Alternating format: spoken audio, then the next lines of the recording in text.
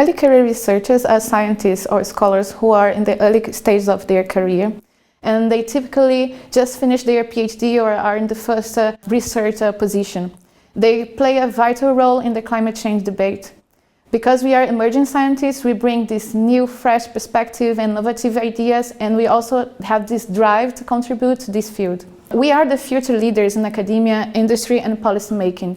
Our participation in the climate change debate is crucial and will help shape the research priorities, funding allocations, and also the policy decisions related to climate change, mitigation, and also adaptation to these potential future impacts. By bringing their unique perspective, they can contribute to the development of sustainable solutions and also policies that address the challenges of climate change to the society. Here in PAGES, we have a dedicated space for the early career scientists. It is called the Early Career Network, the ECN.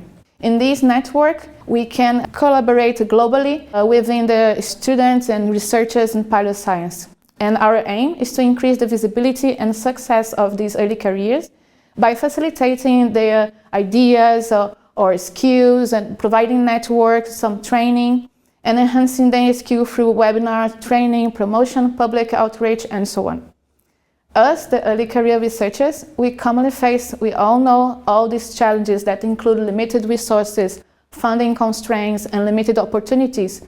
So it's really hard for us to advance our career. So to have this space that's dedicated for us, for the early career researchers, is really crucial to build connections and to have the sense of community through the learning of hard skills, but also soft skills.